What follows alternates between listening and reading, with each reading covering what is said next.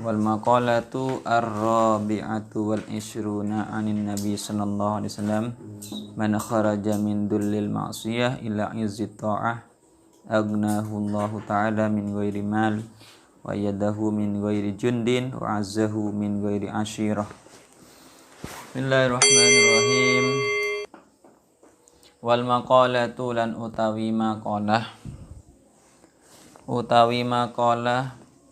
ar-rabi'atu wal ishrun kang nomor 24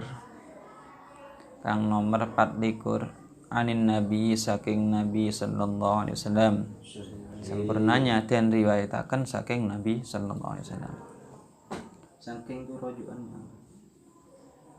Saking itu yang maknanya an itu. Rojunya. Tandanya. Sin alif. Sin ada alifnya. Man kharaja min dullil ma'siyah, man utawi sapane wong. Man utawi sapane wong kharaja iku metu sapa man. Kharaja iku metu sapa man min dullil ma'siyati saking inone maksiat. Saking inone maksiat ila izzit ta'ati maring taat kang mulya.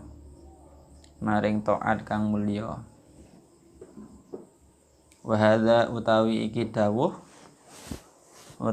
dawuh min idhafatis sifati iku saking mudhafaken sifat lil mausuf maring mausuf. Ai tegese man utawi sapane wong taraka iku ninggal sapa man al maksiyata ing maksiat allati tasiruhu kang dadekaken apa maksiat ing man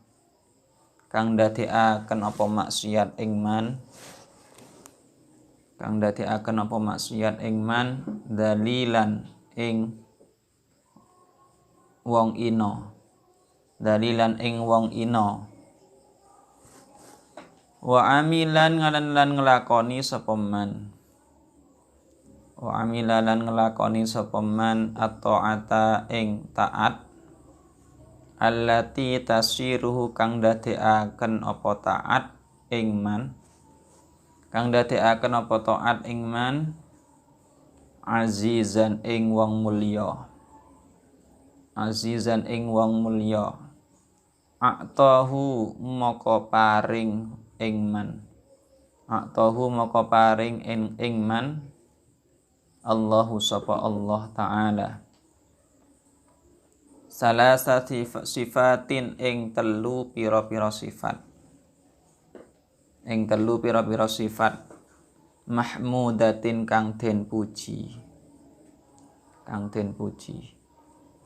aunahu moko nyemugiaken ing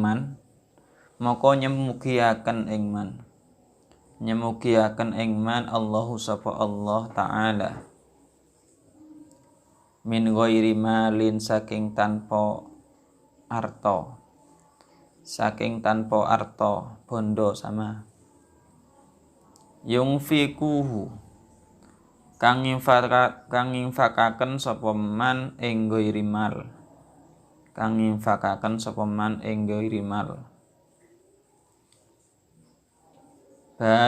balik bisukuni qalbihi kelawan antenge atine man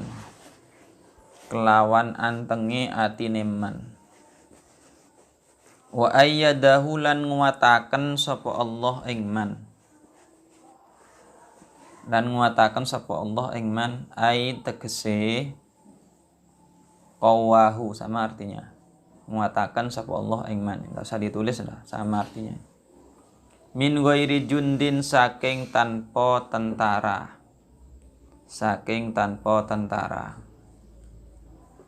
ai tegese asa kira pira-pira tentara, sama artinya yu'inuhu kang padha nulungi sapa asakir ing man. Kang padha nulungi sapa asakir ing man. Bal balik bi quwwatillah kelawan kekuatani Allah taala. Wa azzahu lan menangaken sapa Allah ing man. Lan menangaken sapa Allah ing man. Ai tegese golabahu sama artinya menangaken sapa Allah ing man. Ala aduihi ing atase musuhe man. Ing atase musuhe man. Min ghairi asyiratin saking tanpa golongan. Min ghairi asyiratin saking tanpa golongan. Saking tanpa golongan. Ai jama'atin tegese golongan sama artinya. Yu'ashirunahu kang ngancani sapa jamaah ing man. Kang ngancani sapa jamaah ing man. Bal balik yansuru kok yansuru ba itu ya. Binasrillahi kelawan pertolongane Allah taala. Kelawan pertolongane Allah taala. Yes. Makalah yang ke-24 diriwayatkan dari Nabi Muhammad SAW. Barang siapa man kharaja min dullil ma'siyah, barang siapa yang keluar dari hinanya kemaksiatan ila izzi ta'ah menuju taat yang mulia atau kemuliaan taat. Maksudnya gimana? Maksudnya man tarakal maksiyah allati tasiruhu dalilan. Orang yang meninggalkan maksiat, yang mana maksiat itu menjadikan dia, bisa menyebabkan dia menjadi orang yang hina. Wa amilat ta'ah allati tasiruhu azizan. Dan dia melaksanakan ketaatan kepada Allah, yang mana ketaatan itu menjadikan dia orang yang mulia. A'tahullahu ta'ala salasa sifatin mahmudah. Maka Allah berikan dia 3 sifat yang terpuji.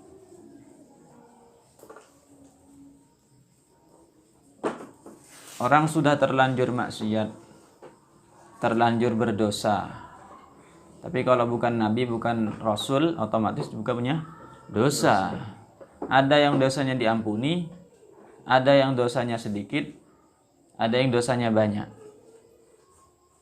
Ada yang dosanya diampuni ya nanti yadkhulunal jannah bighairi hisab, tanpa dihisab karena sudah habis dosanya.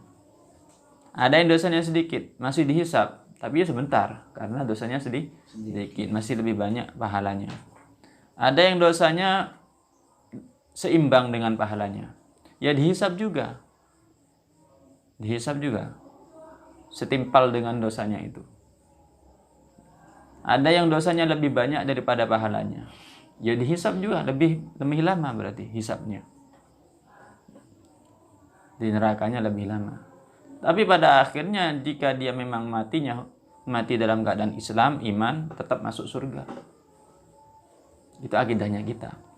Selagi masih ada iman dan Islam di hatinya, ketika dia menjelang ajal, maka berarti dia ada potensi masuk surga, masih punya potensi masuk surga. Tapi dengan dihisab dulu. Dan kalau kita terlalu mengharap surga dengan amal baik kita, juga tidak mungkin. Karena sebanyak-banyaknya amal baik kita, itu masih belum bisa diimbangkan dengan namanya kenikmatan yang ada di surga. Gak pantas masuk. Amal baik kita, sebanyak-banyaknya kita beramal baik di dunia, itu kalau mau ditukar kenikmatan di surga gak pantas. Karena jauh lebih besar kenikmatan surga itu.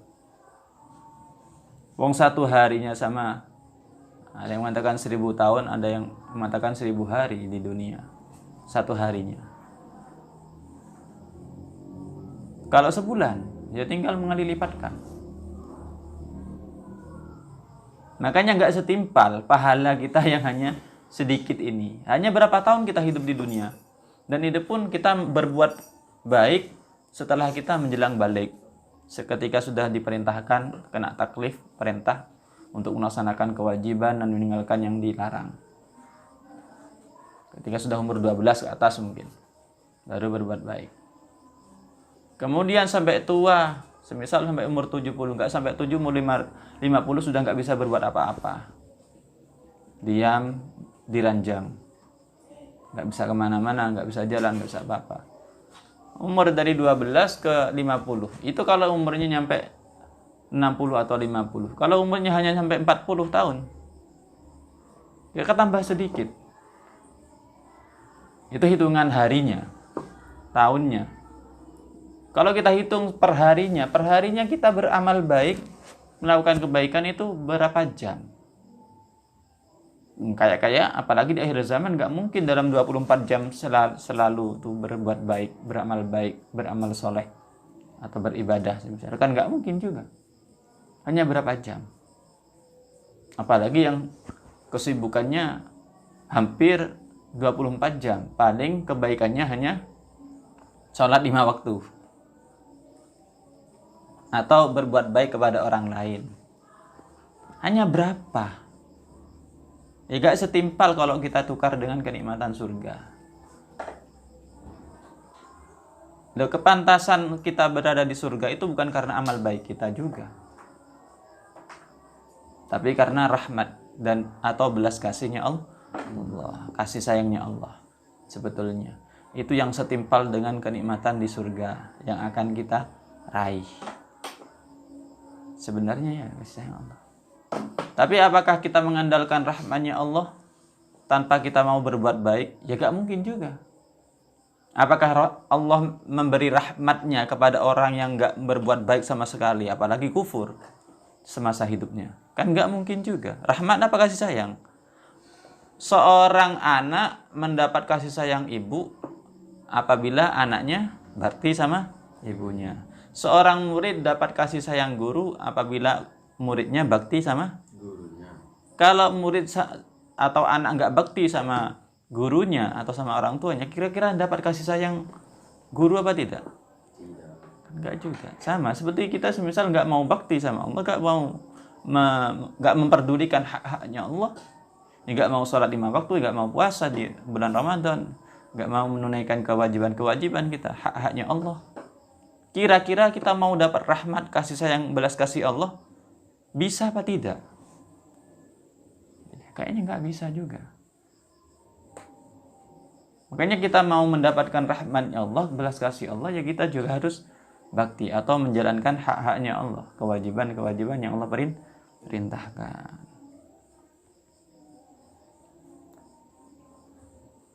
Aghnahullahu ta'ala min ghairi malin yunfiquhu bal bisukuni qalbih.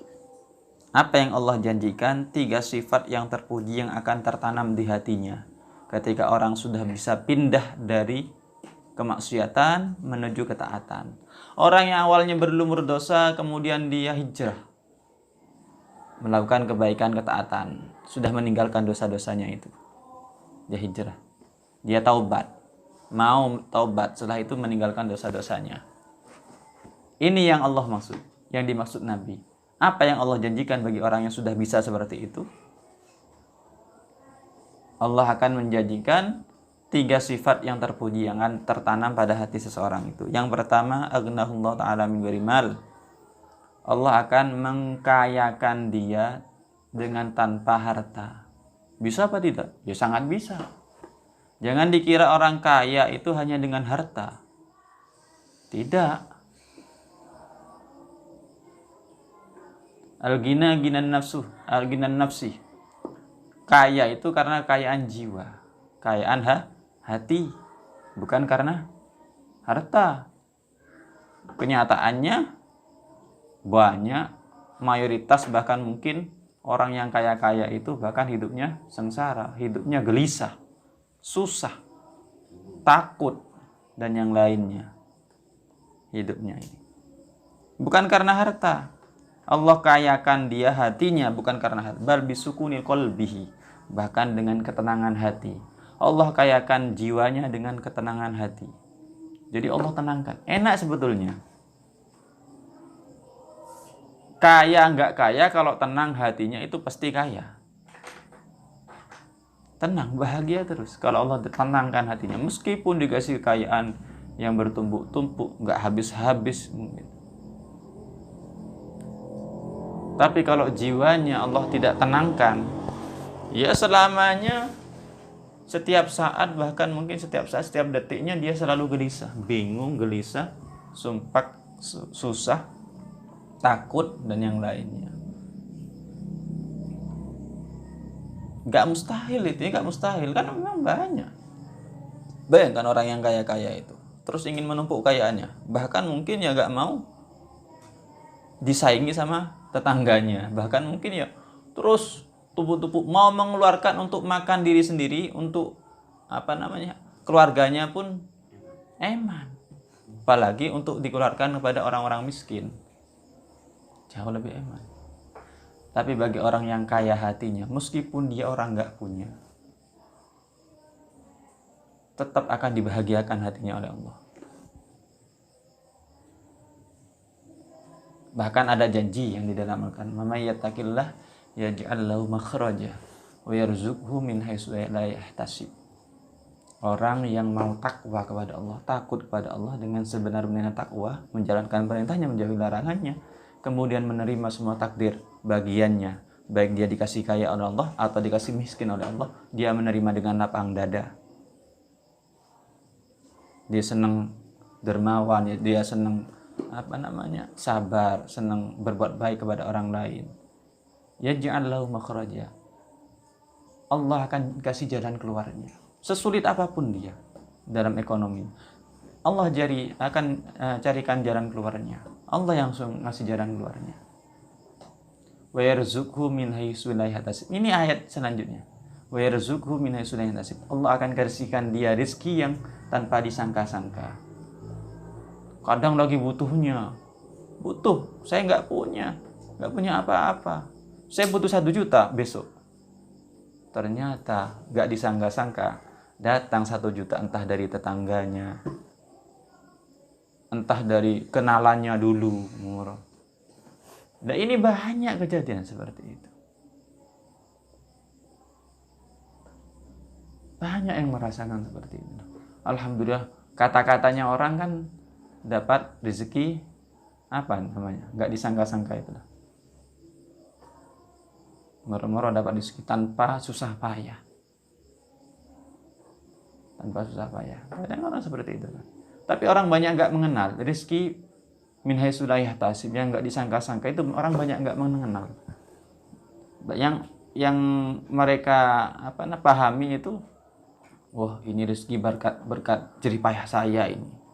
Ini rezeki berkat jerih payah saya ini. Padahal mungkin kalau ditimbang setimpal dengan kepayahannya, ya nggak sebanding juga.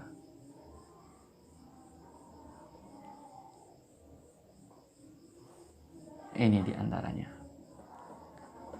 Kalau Allah, seseorang itu bisa mengejar takwanya lah kepada Allah.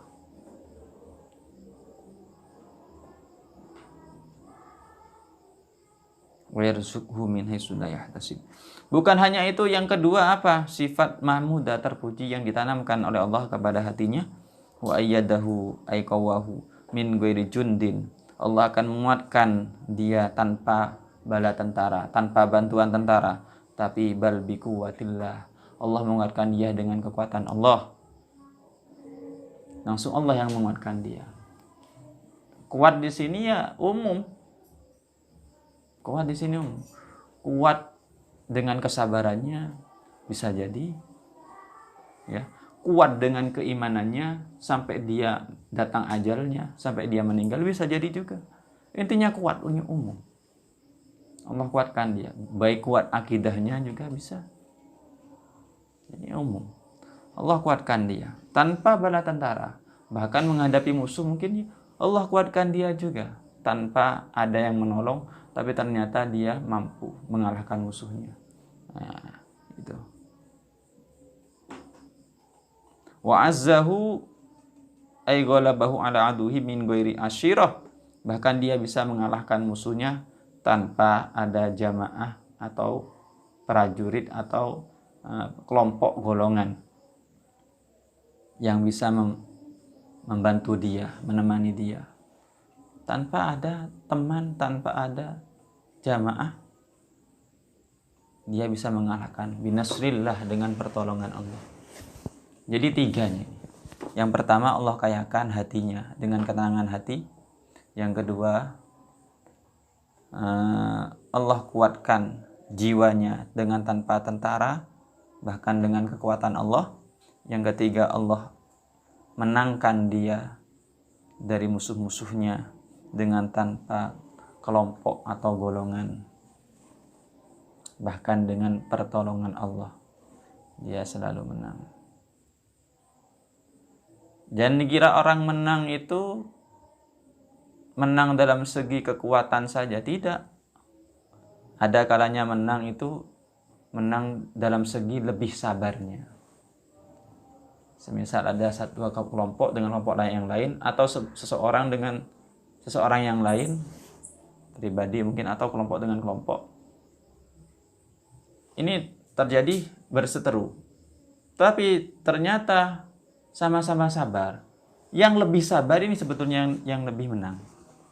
Atau salah satunya yang sabar, satunya nggak sabar. Yang sabar itu ternyata yang lebih menang. Jadi inti dari kekuatan itu ya bukan dilihat dari kekuatan fisik. Bahkan di hadis yang lain Nabi itu kan pernah mengatakan, inna kuwatal mukmin, sesungguhnya kekuatannya orang mukmin, ya, kekuatannya orang yang beriman itu terletak pada hatinya. Terletak pada hatinya, bukan terletak pada jasadnya, jisimnya atau jasadnya, jiwanya, tapi terletak pada hatinya. Iya, apa buktinya? Apakah kalian tidak pernah merasa, melihat, menyadari orang-orang yang sehat-sehat, masih muda, seger-seger, kuat, gotong 1 ton kuat, ya, ngangkat 1 ton kuat, tapi ternyata dia tidak kuat ketika puasa Ramadan. Di siang hari dia nggak kuat puasa, dia makan. Apakah kalian juga tidak menyadari bahwasanya orang-orang yang sudah tua, renta, lemah, bahkan jalan pun sulit, bahkan dia dikasih kelumpuhan, duduk di atas kursi roda, tapi dia kuat puasa sebulan full? Apakah nggak pernah melihat kenyataan seperti itu? Banyak, ya, bahkan yang seger-seger, kuat-kuat, ngangkat 1 ton kuat, ya, masih muda-muda, malah nggak kuat puasa. Saya belum kuat puasa karena ini, karena itu, karena ini, karena punya penyakit, karena itu, karena itu. Tapi yang tua renta atau yang masih kanak-kanak, yang masih belum balik, mampu puasa penuh sebulan. Banyak anak TPQ itu sebulan full puasa 1 hari, bukan setengah hari. Iya kan? Bukti bahwasanya kekuatan orang mukmin bukan pada jasad atau jiwanya, tapi kepada hatinya. Kekuatan orang mukmin ada terletak pada hatinya. Ini buktinya. Bukan hanya dalam segi puasa. Apakah kalian juga nggak melihat, nggak memahami bahwasanya yang maksiat di luar itu orang yang seger-seger, muda-muda, yang nggak sabar dengan melampiaskan hawa nafsunya. Tapi ternyata yang rutin di pengajian, rutin di masjid-masjid, jamaah-jamaah yang tidak meninggalkan sholat waktunya, itu malah yang sepuh-sepuh, malah yang anak-anak masih. Iya kan? Yang agak sudah besar menghilang dari tempat pengajian, menghilang dari madrasah. Di mana tempatnya? Di alun-alun, di tempat wisata, di warung lesehan, mungkin. Tempatnya di mana? Ya di situ, di perempatan jalan. Lihatlah yang di musola-musola, di pesantren-pesantren, di madrasah-madrasah, Ya anak yang masih di bawah umur remaja rata-rata. Coba sebagian ada yang masih ya, bertahan, itu yang hebat itu sudah. Di zaman sekarang yang paling hebat itu. Di masjid yang sepuh-sepuh, yang istiqomah. Yang sepuh-sepuh. Yang muda-muda di masjid juga, tapi hanya di saat sholat hari raya saja. Sholat tarawehnya gimana? Sholat tarawehnya nggak ada yang sepuh-sepuh dan anak di bawah remaja. Yang muda, yang masih seger, yang remaja kemana?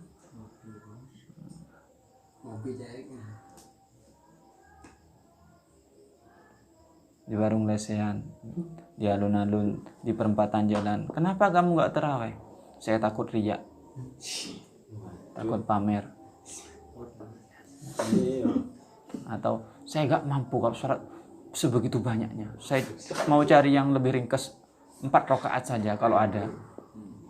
Padahal seger, lebih seger daripada yang sepuh-sepuh. Karena kekuatan bukan ada pada jasad seseorang, tapi ada pada hati. Sekuat mana dia bisa sabar, itu yang paling kuat dalam segi keimanannya. Yang tidak kuat dalam kesabaran, itu sebenarnya yang tidak punya kekuatannya. Orang mukmin yang kuat ya seperti itu. Orang mukmin yang tidak seperti ya tidak kuat.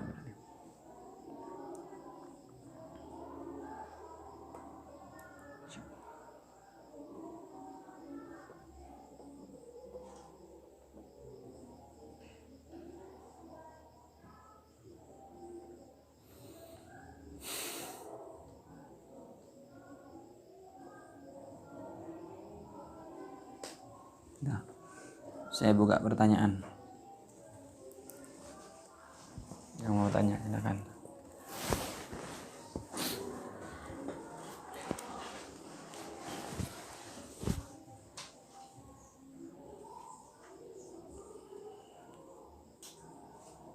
Ada?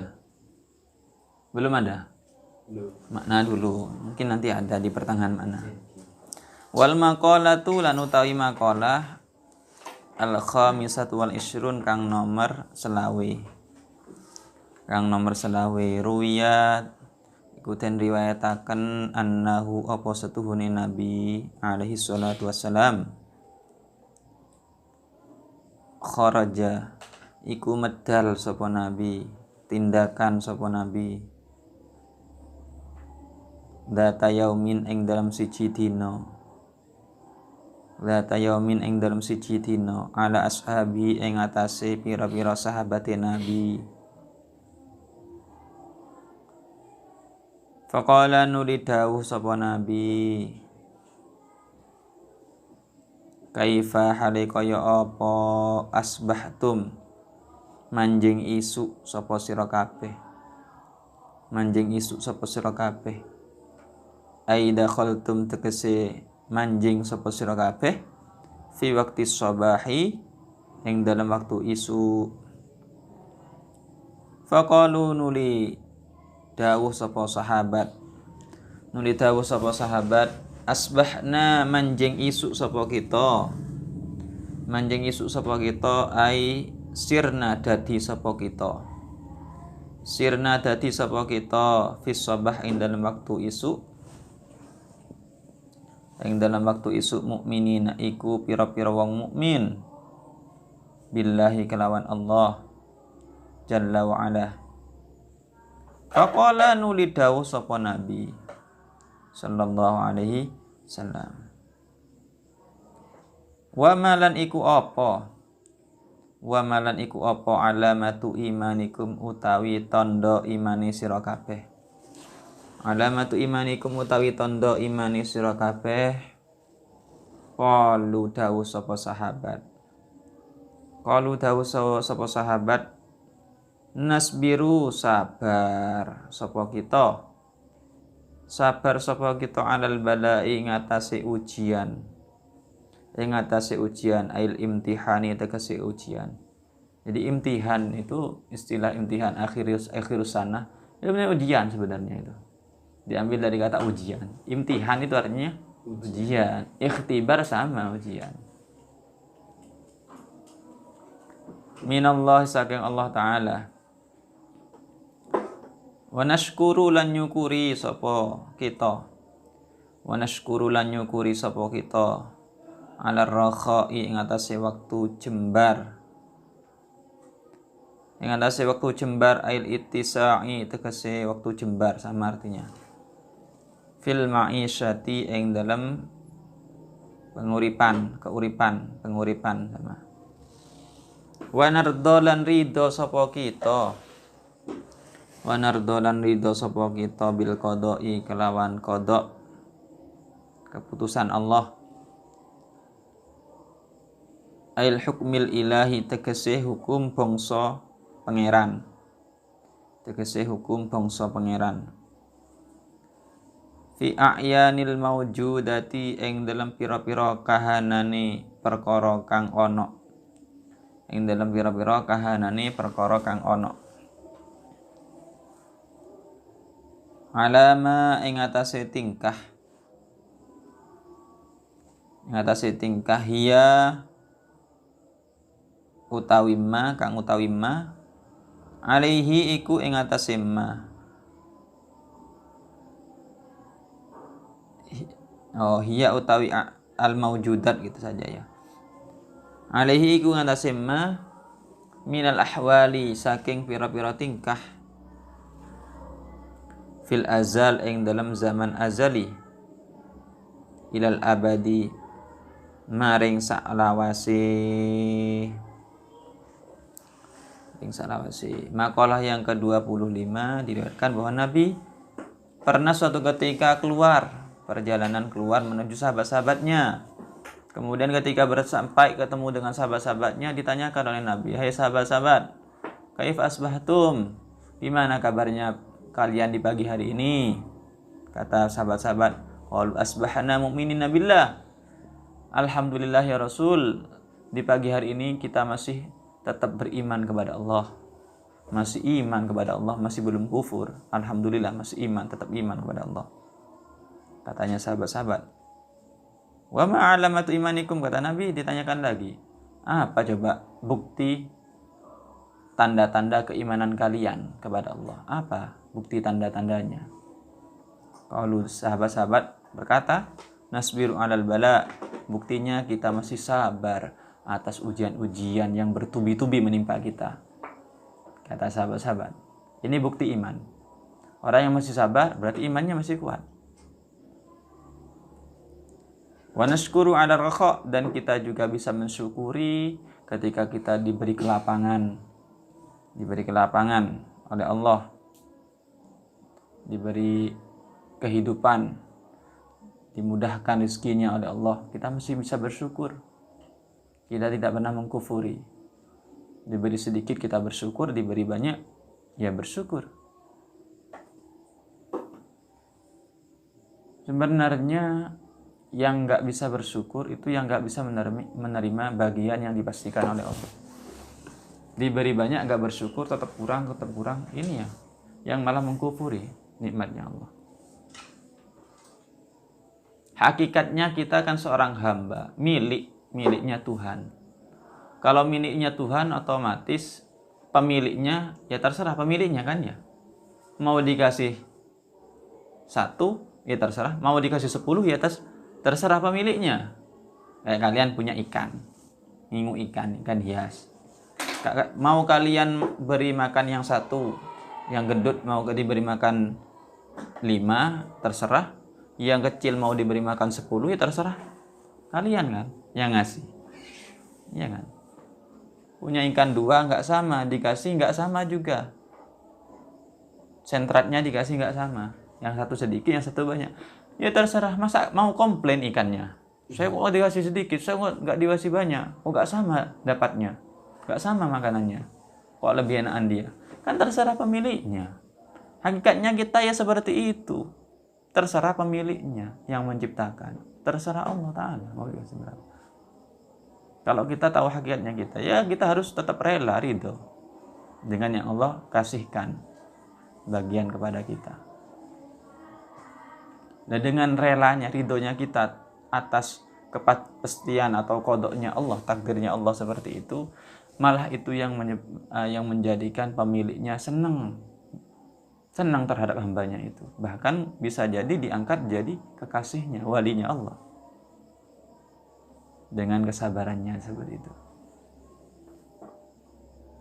Sebaliknya, yang malah ditumpahkan nikmatnya oleh Allah, rezekinya oleh Allah ketika di dunia, dia malah mengkufuri, tetap masih kurang, nggak mau mengeluarkan untuk orang yang berhak. Kepada dirinya saja pelit, apalagi kepada orang yang lain yang berhak. Oh, ini malah menjadikan dia dapat murkanya Allah, bukan malah dapat surganya Allah, dapat nerakanya Allah, malah dapat murkanya Allah. Jadi hakikatnya kita ya tetap sebagai hamba ada yang memiliki, pemiliknya adalah pencipta Allah Subhanahu wa ta'ala, terserah pemiliknya. Yang dilihat, dipantau, dikoreksi oleh Allah itu bukan karena kaya miskinnya, bukan karena tampan buruknya orang itu, tampan jeleknya, bukan karena gemuk kurusnya, bukan karena tinggi pendeknya, ya, bukan karena berkulit hitam atau berkulit putih, berkulit hijau atau berkulit biru, atau darah biru atau darah kuning. Nggak ada bedanya di mata Allah. Apa yang dipandang oleh Allah, yang dikoreksi Allah? Yang duru ila qulubikum wa a'malikum, hatinya dan amal baiknya yang dipandang oleh Allah.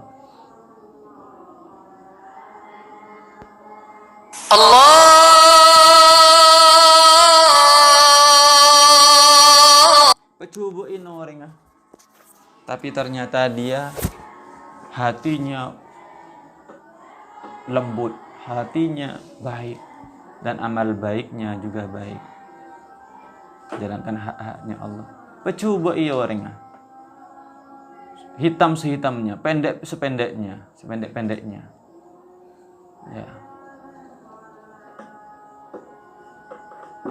buruk seburuknya orang wajahnya, tapi dia termasuk hatinya yang baik, yang paling baik, amalnya yang paling baik.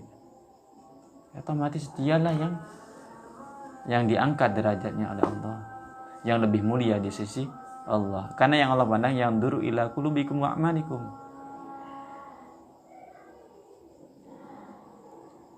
Bahkan Rasulullah bercerita pada sahabat-sahabatnya. Para ulama juga bercerita pada sahabat-sahabat yang lain.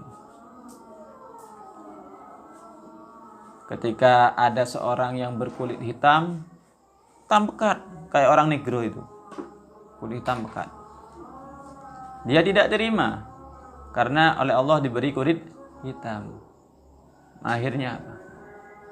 Kamu kok gak terima diberi kulit hitam? Allah itu tidak melihat kulitmu. Cobalah lihat, ada 3 orang yang Allah muliakan, dia sama-sama berkulit hitam, rambut keriting. Ya gak tinggi orangnya, pendek. Kulit hitam, rambut keriting, pendek orangnya. 3 orang, tapi ini orang mulia di sisi Allah. 1, yang pertama adalah Luqman Hakim. Namanya harum disebut-sebut dalam Al-Quran. Bahkan bukan hanya disebut-sebut dalam ayat Al-Quran. Jadi judul surat Al-Quran, surat Luqman. Dalam Al-Quran banyak mengisahkan, bahkan disebut-sebut namanya, Luqman Hakim itu. Idh qala Luqmanu libnihi wa huwa ya'iduhu, di antaranya. Kulitnya hitam, tapi dia orang mulia di sisi Allah. Dia diantaranya diberi kenikmatan oleh Allah, kemuliaan oleh Allah, diberi hikmah.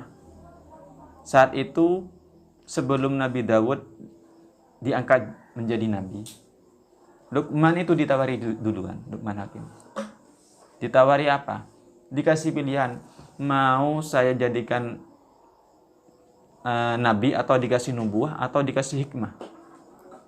Ya Allah, saya nggak kuat dengan cobaan, takut nggak kuat dengan ujiannya. Saya lebih baik diberi hikmah saja. kenabian dikasihkan kepada orang lain. Akhirnya kenabian dikasihkan kepada Nabi Daud alaihissalam. Ujiannya ternyata Nabi Daud dikasih penyakit yang parahnya seperti itu. Ujiannya. Dalam satu kisah, singkat ceritanya saja. Itu awal mulanya dibakar oleh iblis. Iblis itu mengeluarkan api, akhirnya membakar sekujur tubuhnya. Memang minta izin kepada Allah, ingin menguji Nabi Daud. Akhirnya terbakar, setelah terbakar akhirnya membusuk. Banyak ulatnya, banyak belatunya tubuhnya itu. Ya nggak ada yang suka, orang-orang sekitar takut semua, menyingkir semua dengan Nabi Daud alaihissalam. Hanya istrinya, satu istri yang setia pada Nabi Daud alaihissalam, yang selalu menemani. Ya nggak risih. Ini dipuji-puji istrinya ini. Istri yang setia yang satu ini. Karena tidak melihat posturnya Nabi Daud saat itu sudah sangat buruk, sudah banyak belatungnya. Tapi juga Nabi Daud ini sabar. Saking sabarnya saking menerima takdirnya Allah, nggak rela belatungnya jatuh di mana-mana, nggak rela. Kalau jatuh diambil. Bahkan ketika mandi, taruh. Sebelum mandi itu ketika melepas baju ditaruh dulu di pohon kapoh kalau nggak salah itu, ditaruh dulu biar nggak kena kejatuh kena air itu, taruh dulu. Selesai mandi diambil lagi belatung-belatungnya, ditaruh ke badannya lagi. Siapa yang seperti itu, yang bisa seperti itu?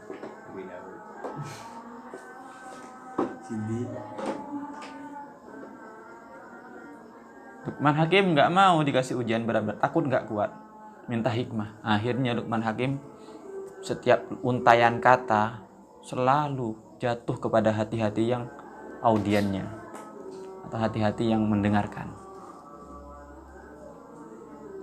Langsung dek, setiap untayan kata langsung menancap ke hati-hati yang pendengarnya. Diberi hikmah oleh Allah. Mulia di sisi Allah. Padahal orangnya hitam, pekat, pendek, rambutnya keriting. Yang kedua adalah Maula Umar. Ada salah satu budaknya Sayyidina Umar. Budaknya Sayyidina Umar. Lupa namanya saya. Namanya lupa. Saat budaknya Sayyidina Umar juga mulia, disebut-sebut kemuliaannya. Singkat cerita yang terakhir adalah Bilal bin Rabah, sahabat Bilal bin Rabah. Ini asalnya juga bukan hanya orang kulit hitam, rambut keriting pendek, juga asalnya seorang budak, orang yang dihinakan menurut manusia maksudnya. Tapi dia ternyata menjadi orang mulia, lebih mulia daripada orang-orang merdeka yang lain, sahabat-sahabat Nabi yang lain. Dia bukan hanya jadi muadzinnya Rasulullah, bahkan dia sering bersanding dengan Rasulullah. Kecintaannya jauh melebihi sahabat-sahabat yang lain. Kecintaannya kepada Rasulullah mulia. Jangan pernah merasa hina diri karena diberi kekurangan seperti itu, karena Allah tidak melihat kekurangannya. Bayangkan tiga orang yang kulit hitam, rambut keriting, pendek-pendek, malah ini orang yang paling mulia di sisi Allah daripada yang kulitnya putih, ngunyur, bersih, mulus, misal tampan atau cantik, tapi ternyata dia mendapat murkanya Allah. Na'udzubillah.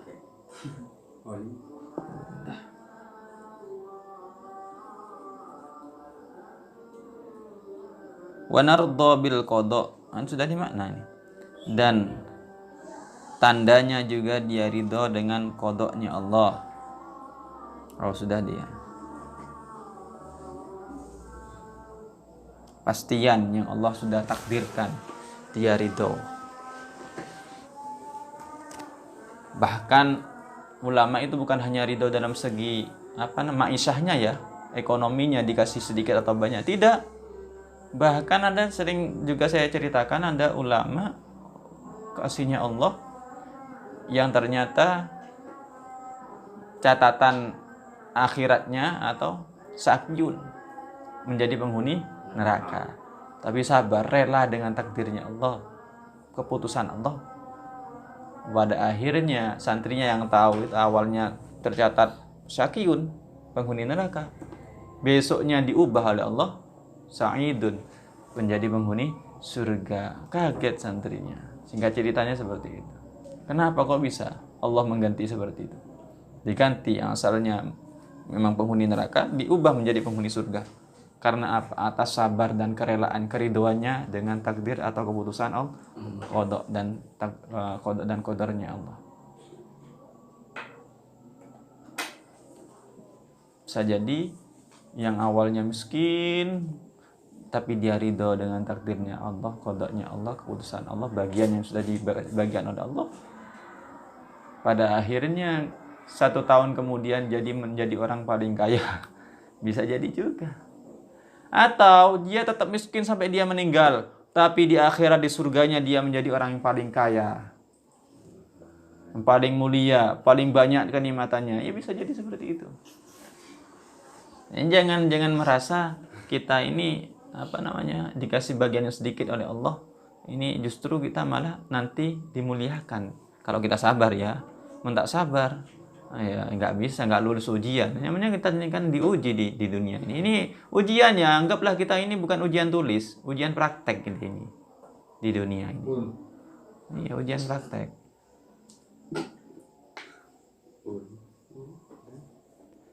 Ujian praktek. Ini kan bukan ujian tulis, ujian praktek kita ini. Ujian ya, mulai hidup ini sudah ujian, bukan belajarnya ya. Belajarnya sambil ujian sambil belajar. Kayak ini belajarnya ini untuk menuai kesuksesan ujiannya. Jadi setiap harinya kita ujian sambil belajar. Nah, kalau nggak mau belajar gimana mau bisa sukses dari ujian itu? Ujian seumur hidup ini. Ujiannya seumur hidup sebetulnya.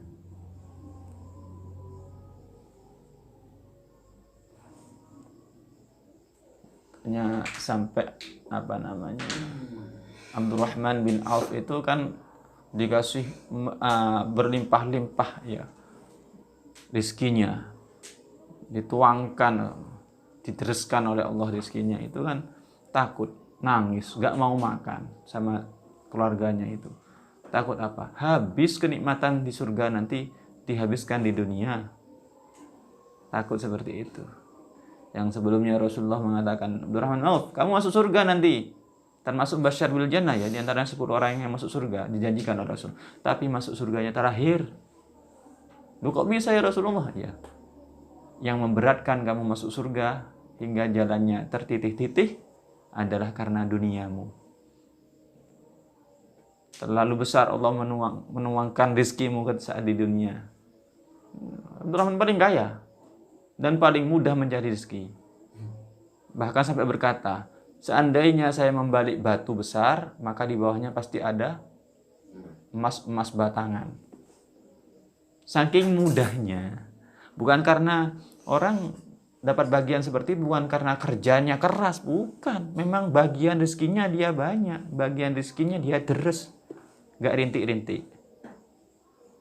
Makanya sampai bilang seperti itu. Bukan karena kerja kerasnya, bukan. Orang malah yang mengatakan karena kerja keras, ya saya karena kerja keras, rezekinya banyak seperti ini. Mungkin bisa 1 hari itu dapat rezeki banyak karena kerja kerasnya. Besoknya dia sakit, dibawa ke rumah sakit, habisnya sekian, akhirnya ketika ditotal dapatnya 1 hari itu tinggal 10.000. Ya berarti rezekinya 10.000 1 harinya. Jadi seperti itu.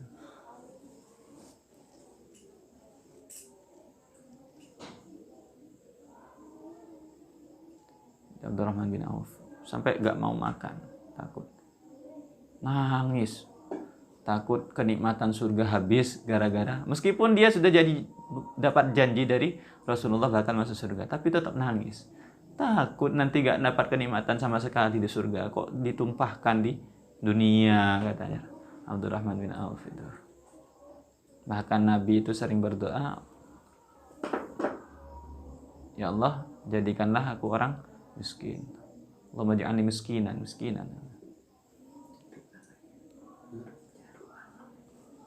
Siapa yang mau berdoa aja jadi orang miskin? Kira-kira yang mampu. Tapi inti dari doa Rasulullah seperti itu bukan miskin yang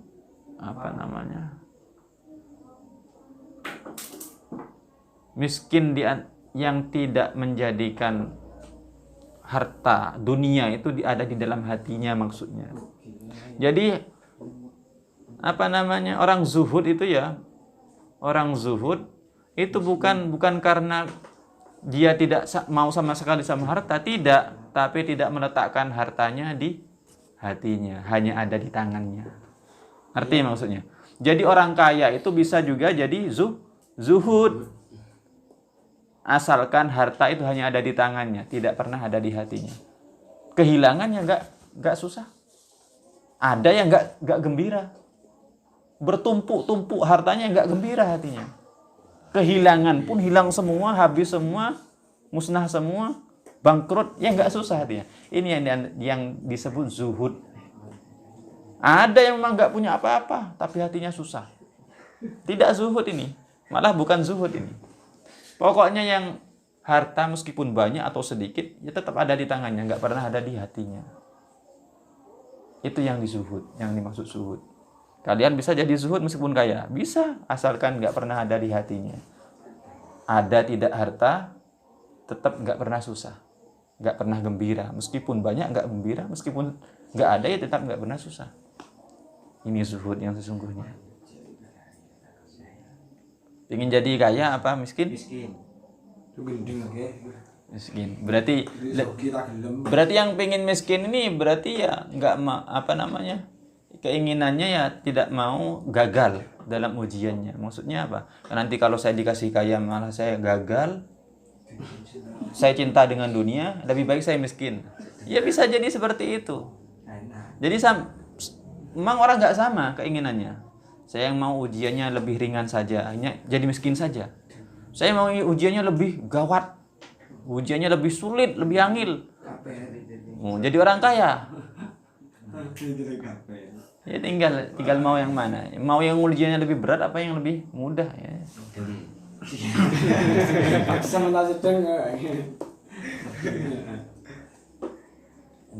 Ada yang ingin tanya? Satu saja.